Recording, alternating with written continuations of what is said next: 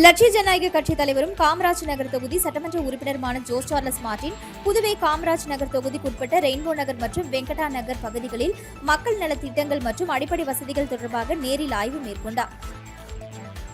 அப்பொழுது ரெயின்போ நகர் பகுதியில் அமைந்துள்ள பூங்காவை பார்வையிட்ட அவர் அங்கு விளையாடிக் கொண்டிருந்த சிறுவர்களுடன் கிரிக்கெட் விளையாடி மகிழ்ந்தார்.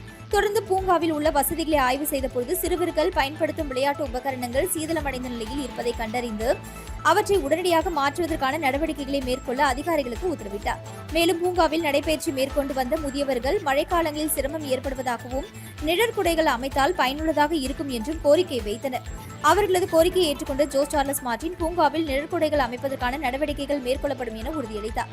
இதனைத் தொடர்ந்து வெங்கடா நகர் பகுதியில் சாலையோரம் மற்றும் நடைபாதை வியாபாரிகளை சந்தித்து அவர்களின் வியாபார நிலவரம் மற்றும் அன்றாட சவால்கள் குறித்து பரிவுடன் நலன் விசாரித்தார். அப்பொழுது அப்பகுதியில் பாதுகாப்பை மேம்படுத்தும் வகையில் சிசிடிவி கேமராக்கள் அமைக்க வேண்டும் என்று பெண் வியாபாரி ஒருவர் கோரிக்கை வைத்தார். அதற்கு உடனடியாக நடவடிக்கை எடுக்கப்படும் என ஜோஸ் சார்லஸ் மார்டின் உறுதியளித்தார். மக்களுக்கு நேரடியாக கலந்துரையாடி அவர்களின் தேவைகள் மற்றும் கோரிக்கைகளை அறிந்து உடனடி தீர்வுக்கான நடவடிக்கைகளை மேற்கொண்டு வரும் எம்எல்ஏ ஜோஸ் சார்லஸ் மார்டினின் இந்த ஆய்வு பொதுமக்கள் மற்றும் வியாபாரிகளுக்கிடையே வரவேற்பை பெற்றுள்ளது. புதுவையில் உயர் ரத்த அழுத்த மாத்திரை உட்பட 4 மருந்து விற்பனைக்கு தடை விதிக்கப்பட்டுள்ளது.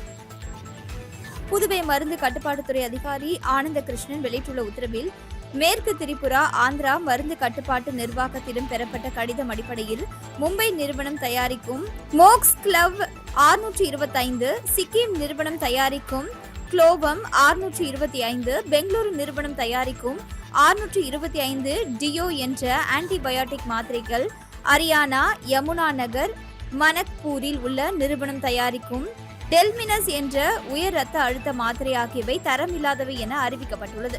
இந்த மாத்திரைகளை புதுவையில் விற்க தடை விதிக்கப்பட்டுள்ளது. மருந்தகங்கள் இந்த மாத்திரைகளை உடனடியாக உற்பத்தியாளர் விநியோகஸ்தர்களுக்கு திருப்பி அனுப்ப வேண்டும் என குறிப்பிடப்பட்டுள்ளது. 50 ஆண்டுகள் அதிகார பகிர்வை மருத்துவர்களின் வருத்தமே தாவேகா ஆட்சிக்கு எதிரான விமர்சனம் என எம்பி வைத்திலிங்கம் கருத்து தெரிவித்துள்ளார். புதுச்சேரி காங்கிரஸ் அலுவலகத்தில் செய்தியாளர்களை சந்தித்த எம்பி வைத்திலிங்கம் தமிழகம் மற்றும் புதுச்சேரி சட்டமன்ற தேர்தலில் திமுக தனது எதிரிகளை சரியாக மதிப்பீடு செய்யாததே தோல்விக்கு காரணம் என தெரிவித்தார். காங்கிரசும் 50 ஆண்டுகளாக அதிகார பகிர்வை மறுத்தவர்கள் தற்பொழுது தாவேகா அரசை குறை கூறுவது அவர்களது வருத்தத்தின் வெளிப்பாடுதான் என்றும் ஆட்சியில் பங்கு தர தயாராக இருப்பது காங்கிரஸ் மட்டுமே என்று அவர் கூறினார். மேலும் தட்டாஞ்சாவடி தொகுதி மக்கள் ஏமாற்றப்பட்டுள்ளதாகவும் தமிழகத்தில் 2 திராவிட கட்சிகளும் அதிகாரத்தை பகிர விரும்பாத நிலைப்பாட்டில் இருந்ததாகவும் வைத்திலிங்கம் கடுமையாக விமர்சித்தார். புதுச்சேரி திருக்கனூர் அருகே மண்ணாடிப்பட்டில் திருடப்பட்ட மோட்டார் பைக்குடன் சுற்றித் திரிந்த வாலிபரை போலீசார் கைது செய்தனர். புதுச்சேரி மண்ணாடிப்பட்டு தென்னஞ்சாலை பகுதியைச் சேர்ந்த ராமச்சந்திரனின் மோட்டார் பைக் கடந்த 24ஆம் தேதி திருடப்பட்ட நிலையில் அவரது புகாரின் பேரில் திருக்கனூர் போலீசார் வழக்கு பதிவு செய்து விசாரணை நடத்தினர். இந்த நிலையில் மதுரப்பாக்கம் எல்லை பகுதியில் சப் இன்ஸ்பெக்டர் கோவிந்தராஜ் தலைமையில் நடைபெற்ற வாகன சோதனையில் சந்தேகத்திற்கு இடமாக வந்த பைக்கை சோதனை செய்தபொழுது அது திருடுபோன பைக் என்பது தெரியவந்தது. இதையடுத்து விழுப்புரம் சிந்தாமணி பகுதியைச் சேர்ந்த அரவிந்தன் என்பவரை போலீசார் கைது செய்து பைக்கை பறிமுதல் செய்தனர். கைது செய்யப்பட்ட அரவிந்தன் மீது விழுப்புரம் தாலுகா காவல் நிலையத்தில் ஏற்கனவே அடிதடி வழக்கு நிலுவையில் இருப்பது குறிப்பிடத்தக்கது. பேட்மிண்டன் அசோசியேஷன் ஆஃப் இந்தியா நடத்திய தேசிய அளவிலான பேட்மிண்டன் போட்டியில் புதுச்சேரியை சேர்ந்த மாணவன் முதலிடத்தை பெற்று இந்தியாவிற்கு பெருமை சேர்த்துள்ளார். அவர் முதலமைச்சர் ரங்கசாமியை சந்தித்து வாழ்த்து பெற்றார். பேட்மிண்டன் அசோசியேஷன் ஆஃப் இந்தியா அகில இந்திய அளவில் பேட்மிண்டன் போட்டியை நடத்தியது. இந்த போட்டியில் தமிழ்நாடு, ஆந்திரா, கர்நாடகா, கேரளா, மகாராஷ்டிரா, மத்திய பிரதேசம், புதுச்சேரி உள்ளிட்ட 20க்கும் மேற்பட்ட மாநிலங்களிலிருந்து விளையாட்டு வீரர்கள் கலந்து கொண்டனர். 1 மாதம் நடைபெற்ற பேட்மிண்டன் போட்டியில் ஆண்கள் இரட்டையர் பிரிவில் விளையாடிய புதுச்சேரி மாணவன் பிரஜன் இந்திய அளவில் முதல் வீரராக தேர்வு செய்யப்பட்டு அவருக்கு விருதுகளும் சான்றிதழ்களும் வழங்கி கௌரவிக்கப்பட்டது. இந்த நிலையில் இந்திய அளவில் முதலாவதாக தேர்வு செய்யப்பட்ட மாணவன் பிரஜன் விருது பெற்ற மற்றும் சான்றிதழ்களையும் முதலமைச்சர் ரங்கசாமியிடம் காண்பித்து ஆசி பெற்றார். பேட்மிண்டன் போட்டியில் இந்திய அளவில் 13 வீரர்கள் தேர்வு செய்யப்பட்டதில் முதல் ரேங்கை எடுத்து இந்தியாவிற்கே பெருமை சேர்த்த புதுச்சேரி வீரருக்கு பாராட்டுகள் குவிந்து வருகிறது. புதுச்சேரியில் செல்போன் சர்வீஸ் சென்டர் பூட்டை உடைத்து 1 லட்சம் ரூபாய் மதிப்பிலான பொருட்களை திருடிய ஆந்திர மாநில இளைஞரை போலீசார் கைது செய்தனர். புதுவை முத்தையால்பேட்டை லூர்து நகரை சேர்ந்தவர் அசான் அலி. புதுவை முத்தையால்பேட்டை மணிக்குண்டின் அருகே உள்ள செல்போன் சர்வீஸ் சென்டரில் பணியாற்றி வருகிறார். நேற்று முன்தினம் இரவு இவர் கடையை மூடிவிட்டு வீட்டிற்கு சென்றுள்ளார். நேற்று காலை வழக்கம் போல கடையை திறக்க வந்தபொழுது கடையின் முன்பக்க ஷட்டர் மற்றும் கதவில் பூட்டப்பட்டிருந்த 2 பூட்டுகள் உடைக்கப்பட்டு கடை திறந்து கிடந்துள்ளது. உள்ளே சென்று பார்த்தபொழுது கடையில் பழுது பார்க்க கொடுக்கப்பட்டிருந்த செல்போன்கள் உள்ளிட்டவை திருடு போயிருந்தது. இவற்றின் மதிப்பு 1 லட்சம் ரூபாய் ஆகும். இதுகுறித்து அசான் அலி முத்தியால்பேட்டை போலீசில் புகார் அளித்தார். புகாரின் பேரில் போலீசார் வழக்கு பதிவு செய்து கடை மற்றும் அருகில் இருந்த சிசிடிவி காட்சிகளை கொண்டு ஆய்வு செய்து புதுச்சேரியில் தங்கி வேலை செய்யும் ஆந்திர மாநிலத்தைச் சேர்ந்த இளைஞர் சதீஷ் என்பவரை கைது செய்தனர். இதன் பின்னர் அவரை நீதிமன்றத்தில் ஆஜர்படுத்தி காலாப்பட்டு மத்திய சிறையில் அடைத்தனர். மத்திய அரசின் சார்பில் மாணவர்களுக்கு 3 நாள் கைவினைப் பொருட்கள் பயிற்சி முகாம் வில்லியனூரில் தொடங்கியது. பாரம்பரிய கைவினை கலைகள் பாதுகாக்கும் நோக்கில் மத்திய அரசின் சார்பில் இளமையில் கல்வி என்ற கருத்தை மையமாக கொண்டு பள்ளி மாணவர்களுக்கான 3 நாள் கைவினைப் பொருட்கள் பயிற்சி முகாம் புதுச்சேரி வில்லியனூர் கணுவாப்பேட்டை அரசு பள்ளியில் தொடங்கியது. பத்மஸ்ரீ முனுசாமி உள்ளிட்ட 4 கைவினை கலைஞர்கள் மாணவர்களுக்கு காகித குழு பொம்மைகள், மண்பாண்டங்கள், பனை ஓலை பொருட்கள் மற்றும் தோல் சிற்பங்கள் தயாரிப்பது குறித்து பயிற்சி அளித்தனர். மேலும் கைவினை தொழிலின் முக்கியத்துவம், தொழில் முனைவோர் வாய்ப்புகள் மற்றும் ஏற்றுமதி குறித்தும் விழிப்புணர்வு ஏற்படுத்தப்பட்டது.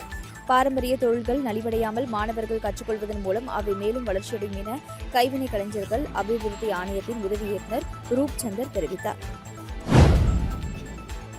புதுவை காமராஜர் நகர் தொகுதியில் உள்ள குடிநீர் இரவை நிலையத்தில் எம்எல்ஏ ஜோஸ் சார்லஸ் மார்டின் ஆய்வு மேற்கொண்டார். புதுவை காமராஜர் நகர் தொகுதிக்குட்பட்ட ரெயின்போ நகர் பகுதியில் அமைந்துள்ள பொதுப்பணித்துறையின் குடிநீர் இரவை நிலையத்தில் லட்சிய ஜனநாயக கட்சித் தலைவரும் காமராஜ் நகர் தொகுதி சட்டமன்ற உறுப்பினருமான ஜோஸ் சார்லஸ் மார்டின் நேரில் ஆய்வு செய்தார். அப்பொழுது அங்கு குடிநீர் விநியோகம், பொதுமக்களுக்கு செய்யப்படும் குடிநீர் விவரங்கள் குறித்தும் பொது சுகாதாரத்துறை இளநிலை பொறியாளர் நடராஜ் விளக்கம் அளித்தார். மேலும் குடிநீர் வழங்குவதில் பொதுமக்களுக்கு எவ்வித இடையூறும் ஏற்படக்கூடாது எனவும் அதிகாரிகளுக்கு அறிவுறுத்தினார். இந்த ஆய்வின் பொழுது முன்னாள் சட்டமன்ற உறுப்பினர் ரிச்சர்ட் ஜான்குமார், லட்சிய ஜனநாயக கட்சி பொதுச் செயலாளர் வழக்கறிஞர் பிரபாகரன் உள்ளிட்ட பல நிர்வாகிகள் உடனிருந்தனர். புதுச்சேரி யூனியன் பிரதேசத்தின் ஏனாம் பிராந்தியத்தில் மீன்பிடிக்க சென்ற மீனவர்களின் வலையில் சுமார் 6 டன் காணாங்கெழுத்து மீன்கள் சிக்கியதால் மீனவர்கள் மகிழ்ச்சியடைந்தனர். ஏனாமை சேர்ந்த பலேபு போசையா தலைமையில் 3 விசைப்படகுகளில் கடலுக்கு சென்ற மீனவர்கள் வழக்கம் போல மீன்பிடி பணியில் ஈடுபட்டனர். அப்பொழுது அவர்கள் வீசிய வலையில் ஏராளமான காணாங்கெழுத்து மீன்கள் சிக்கின. மொத்தமாக சுமார் 6 டன் அளவிலான மீன்கள் கிடைத்ததாக கூறப்படுகிறது. வலையில் சிக்கிய மீன்கள் அதிக அளவில் துள்ளி குதித்த காட்சி அங்கிருந்த மீனவர்களை ஆச்சரியத்தில் ஆழ்த்தியது. தொடர்ந்து பிடிப்பட்ட மீன்களை கரைக்கு கொண்டு வரப்பட்டன. இந்த தகவல் பரவியதை தொடர்ந்து புதிய காணாங்கெழுத்து மீன்களை வாங்குவதற்காக ஏராளமான பொதுமக்கள் மீன்பிடி துறைமுக பகுதியில் திரண்டனர். சந்தையில் 1 கிலோ காணாங்கெழுத்து மீன் 70 ரூபாய்க்கு விற்பனையானது. அதிக அளவில் மீன்கள் கிடைத்ததால் மீனவர்களும், குறைந்த விலையில் புதிய மீன்கள் கிடைத்ததால் பொதுமக்களும் மகிழ்ச்சியடைந்தனர். கொம்பாக்கம்பேட் அருள்மிகு ஸ்ரீ ஏழைமுத்து மாரியம்மன் கோவிலில் சட்டமன்ற உறுப்பினர் ரவிக்குமார் ஆய்வு மேற்கொண்டார். புதுச்சேரி மாநிலம் வில்லியனூர் சட்டமன்ற தொகுதிக்கு உட்பட்ட பல்வேறு பகுதிகளுக்கு நேரடியாக சென்று மக்கள் குறைகளை கேட்டறிந்து வரும் சட்டமன்ற உறுப்பினர் ரவிக்குமார் அதன் ஒரு பகுதியாக கொம்பாக்கம்பேட் பகுதியில் அமைந்துள்ள அருள்மிகு ஸ்ரீ ஏழைமுத்து மாரியம்மன் கோவிலில் ஆய்வு மேற்கொண்டார். அப்போது அப்பகுதியின் பொதுமக்கள் மற்றும் ஆலய அறங்காவல் குழுவினர் கோவிலை சுற்றியுள்ள பகுதிகளில் தரைத்தளம் அமைத்து தருமாறு கோரிக்கை விடுத்தனர். கோரிக்கையை கவனமாக கேட்டிருந்த சட்டமன்ற உறுப்பினர் ரவிக்குமார் ஆலய அறங்காவலர் குழு நிர்வாகிகள் மற்றும் பொதுமக்களுடன் கலந்துரையாடினார். பின்னர் அவர் பேசுகையில் கோவிலை சுற்றி தரைத்தளம் அமைத்தல் உள்ளிட்ட தேவையான அடிப்படை வசதிகள் அனைத்தையும் விரைவாக ஏற்படுத்தி தரப்படும் என உறுதியளித்தார். இந்த ஆய்வில் நிகழ்ச்சியில் ஊர் பெரியவர்கள், பொதுமக்கள், ஆலய அறங்காவல் குழுவினர் மற்றும் சமூக ஆர்வலர்கள் கலந்து கொண்டனர். புதுவை சென்னை எழும்பூர் மெமு பயணிகள் ரயில் வரும் 24, 27 தேதிகளில் புதுவை விழுப்புரம் சந்திப்புக்கு இடையில் ரத்து செய்யப்படுகிறது. பொறியியல் பணி காரணமாக புதுச்சேரிக்கு வந்து சேரும் ரயில்களும் புதுச்சேரியில் இருந்து புறப்படும் ரயில்களும் மாற்றம் செய்யப்படுகின்றன. திருப்பதியில் அதிகாலை 4:10 மணிக்கு புறப்படும் திருப்பதி புதுவை மெமு விரைவு ரயில் வரும் 24ஆம் தேதி, 27ஆம் தேதிகளில் விழுப்புரம் சந்திப்பு வரை மட்டுமே இயக்கப்படும். புதுவையில் இருந்து பிற்பகல் 3:35 மணிக்கு புறப்படும் புதுவை சென்னை எழும்பூர் மெமு பயணிகள் ரயில் வரும் 24, 27 தேதிகளில் புதுவை விழுப்புரம் சந்திப்புக்கு இடையில் ரத்து செய்யப்படுகிறது. இந்த ரயில் விழுப்புரம் ரயில் சந்திப்பிலிருந்து பிற்பகல் 4:30 மணிக்கு இயக்கப்படும். தென்னக ரயில்வே திருச்சி மண்டல மக்கள் தொடர்பு அதிகாரி வினோத் இந்த தகவலை தெரிவித்துள்ளார். உலக இரத்த தான தினத்தை முன்னிட்டு பெட்டிட் செமினார் பள்ளியில் இரத்த தான முகாம் நடைபெற்றது. புதுச்சேரி காந்தி வீதியில் பெட்டிட் செமினார் பள்ளியில் உலக இரத்த தான தினத்தை முன்னிட்டு அரசு பொது மருத்துவமனை இரத்த வங்கி சார்பில் இரத்த தான முகாம் நடைபெற்றது. பள்ளியின் முதல்வர் குழந்தைசாமி தலைமை தாங்கி இரத்த தான முகாமை துவக்கி வைத்தார். முகாமில் அரசு பொது மருத்துவமனையின் உறுப்பு மாற்று ஒருங்கிணைப்பாளர் தனலட்சுமி முன்னிலையில் செவிலியர்கள் இரத்த தானம் பெற்றனர். இதில் பள்ளியின் மாணவர்களின் பெற்றோர்கள் மற்றும் ஆசிரியர்கள் 30க்கும் மேற்பட்டோர் பங்கேற்று இரத்த தானம் செய்தனர். புதுவை ரெயின்போ நகர் பகுதியில் அமைந்துள்ள அங்கன்வாடி மையத்தில் லட்சிய ஜனநாயக கட்சித் தலைவரும் காமராஜர் நகர் தொகுதி சட்டமன்ற உறுப்பினருமான ஜோஸ் சார்லஸ் மார்டின் நேரில் ஆய்வு செய்தார். அப்பொழுது அங்கன்வாடி மையத்தில் வைக்கப்பட்டிருந்த முதியோர்களுக்கு வழங்கப்படும் பெட்ஷீட், காலணிகள் உள்ளிட்டவற்றை வழங்கினார். அப்பொழுது அங்கு பணியாற்றும் அங்கன்வாடி பணியாளர்கள் 5 மாத காலமாக தங்களுக்கு ஊதியம் வரவில்லை எனவும் ஊதியம் கிடைப்பதற்கான நடவடிக்கை மேற்கொள்ள வேண்டும் எனவும் வேண்டுகோள் விடுத்தனர். அதனை கேட்டறிந்த எம்எல்ஏ ஜோஸ் சார்லஸ் மார்டின் விரைந்து நடவடிக்கை எடுப்பதாக உறுதியளித்தார். இந்த ஆய்வின் பொழுது முன்னாள் சட்டமன்ற உறுப்பினர் ரிச்சர்ட் ஜான்குமார், லட்சிய ஜனநாயக கட்சி பொதுச் செயலாளர்கள் டாக்டர் துரைசாமி, வழக்கறிஞர் பிரபாகரன் மற்றும் கட்சி நிர்வாகிகள் உள்ளிட்டோர் உடனிருந்தனர்.